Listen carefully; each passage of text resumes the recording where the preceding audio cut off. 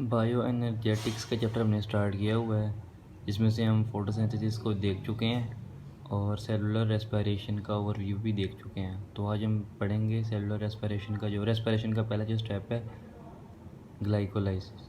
ठीक है, ग्लाइकोलाइसिस क्या है? ग्लाइको मतलब ग्लूकोज, लाइसिस मतलब स्प्लिटिंग, टूटना। ग्लूकोज के टूटने को हम क्या कहते हैं? ग्लाइकोलाइसिस। ये कहाँ पे हो रही होती है ग्लाइकोलाइसिस? मैंने पिछले अपनी वीडियो में बताया था, ये साइटोप्लाज्म में हो रही होती है ग्लाइकोलाइसिस। ठीक है, इस काइंड प्रोडक्ट क्या बनता है हमारे पास? पायरूवेट। ये मैंने लिखा हुआ है, ये एक प्लांट सेल है, ये एक बैक्टीरियल सेल है। प्लांट सेल में ये माइटोकॉन्ड्रिया है। अब हम देख रहे हैं रेस्पिरेशन, जो कि कहाँ पे होती है? माइटोकॉन्ड्रिया में।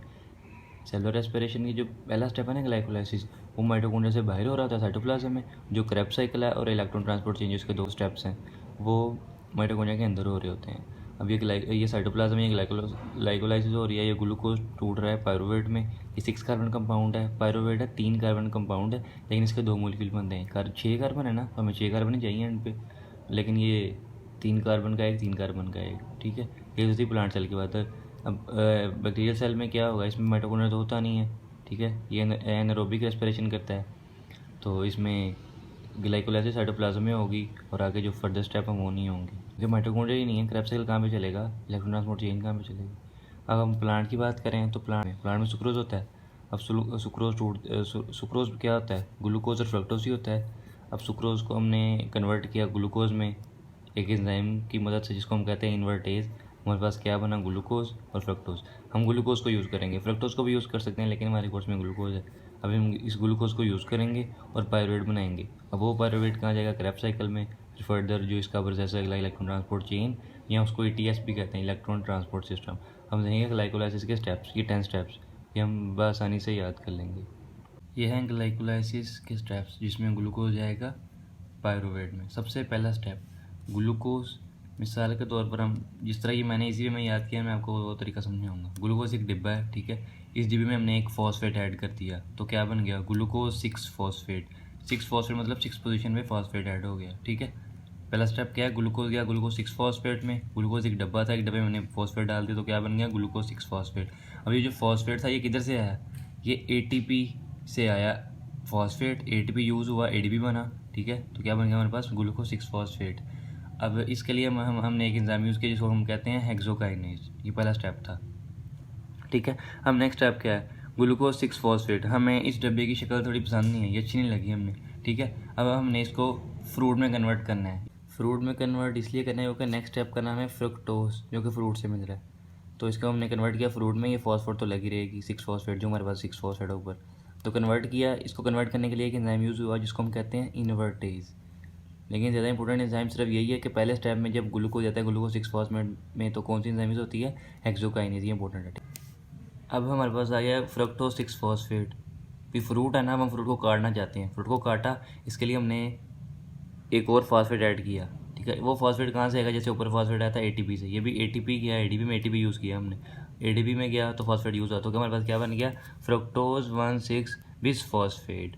ठीक है, क्या बन गया हमारे पास? Fructose 1,6 bis phosphate. अब ये फ्रूट 2 हिस्सों में कट जाएगा।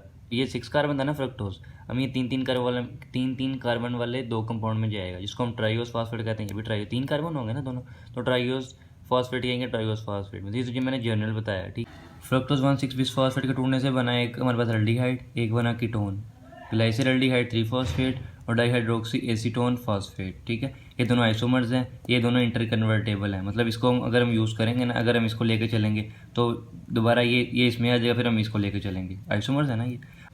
अब यहाँ से नीचे जो भी चीज़ें बनेंगी या यूज़ होंगी वो 2 ही होंगी। ये 2 है ना, हम एक को लेके चल रहे हैं। मतलब जो इधर चल रहा है वो इधर चल रहा है, लेकिन हम एक को लेके चल रहे हैं। बस ये ध्यान में रख लें, इधर से जो भी चीज़ें बनेंगी ना उसको हम डबल कर देंगे। ठीक है, ये एल्डिहाइड थी ना, ये ग्लूकोज की आहिस्ता आहिस्ता हम ऑक्सीडेशन ही कर रहे हैं। अब एल्डिहाइड की हम ऑक्सीडेशन कर रहे हैं, तो हमारे एल्डिहाइड की ऑक्सीडेशन से क्या बनता है हमारे पास? Carboxylic acid. ठीक है, तो ग्लाइसरल्डिहाइड 3 फॉस्फेट की हमने ऑक्सीडेशन की, तो हमारे पास क्या बना? 1,3 बिस फॉस्फोग्लाइसरेट या 1,3 बिस फॉस्फोग्लाइसरिक एसिड। ठीक है, अब इसमें एक फॉस्फेट ऐड हुआ है। अब बस ये ध्यान में रख लें कि जो पहले 5 स्टेप है ना, जो ऊपर वाले पहले 5 स्टेप हैं, इनमें हमने एनर्जी खर्च करनी है, मतलब ATP यूज़ करना है। जो नीचे वाले फॉस्फेट है ना, जो नीचे वाले 5 स्टेप्स हैं, इनमें हमने एनर्जी निकालनी है। ठीक है, तो इधर से जब एक फॉस्फेट ऐड किया हमने, 3 फॉस्फेट था ना, 1,3-20 फॉस्फोग्लाइसरेट हो गया थी। अब जब एक फॉस्फेट ऐड हुआ तो बहुत ज़्यादा एनर्जी मिली हमें। अब उस एनर्जी से हमने क्या किया, NAD को NADH हमने बना लिया, उससे NADH बना लिया एक, ठीक है, बना एक है, लेकिन ये मैंने कहा था जो भी चीज़ बनेगी वो डबल हो जाएगी, तो ये दो NADH बने, ठीक है। अब 1,3-20 फॉस्फोग्लाइसरेट ये गया किसमें, पहले एक एसोट इधर हमने एक फॉस्फेट ऐड हुआ, अब एक फॉस्फेट कम कर दिया, 1,3-20 फॉस्फेट था, अब क्या रह गया 3 फॉस्फोग्लाइसरेट, यहाँ इसको हम कहेंगे ग्लाइसरिक एसिड। ये फॉस्फेट किधर गया जो हमने निकाला है, ADP में हमने उस फॉस्फेट को डाल दिया, तुम्हारे पास क्या बन गया ATP, ठीक है, एक ATP बना। असल में कितने ATP बने हैं, 2, क्योंकि मैंने कहा था कि दो जो भी चीज़ें बनेंगी वो डबल कर देंगे हम। अब 3 फॉस्फोग्लाइसरिक एसिड बना या 3 फॉस्फोग्लाइसरेट बना, ठीक है। अब इसमें क्या किया हमने, सिर्फ फॉस्फेट की चेंज की, पोजीशन चेंज कर दी फॉस्फेट की, 3 फॉस्फेट हमने 2 फॉस्फेट कर दिया, तो 2 फॉस्फोग्लाइसरेट, ठीक है। अब 2 फॉस्फोग्लाइसरेट है, इसमें से हमने वाटर निकाला, तो हमारे पास क्या बना PEP, पेप जिसको हम कहते हैं फॉस्फोइनाइल पायरुवेट, ये हाई एनर्जी कंपाउंड है, वाटर निकला इसमें से, ठीक है। अब पेप गया पायरुवेट में, हाई एनर्जी कंपाउंड था ना, जब ये टूटा तो फॉस्फेट निकला इसमें से, तो पायरुवेट बना हमारे पास, और हमने उस फॉस्फेट का क्या किया, ADP से हमने क्या बना लिया ATP, ठीक है। अब हमने देखना ग्लाइकोलाइसिस का नेट प्रोडक्ट क्या है, ठीक है। ATP टोटल कितने बने हैं, एक इधर बना है एक इधर बना, असल में 2, मतलब 2 है ना, तो मैंने कहा था डबल कर देना, तो 2 को डबल किया 4, हमारे पास टोटल ATP बने, ठीक है। और यूज़ कितने हुए हैं, ऊपर 2 यूज़ हुए हैं, ये तो सिंगल स्टेप है ना, ये ATP एक यूज़ इधर हुआ है, एक यूज़ इधर हुआ है, ठीक है।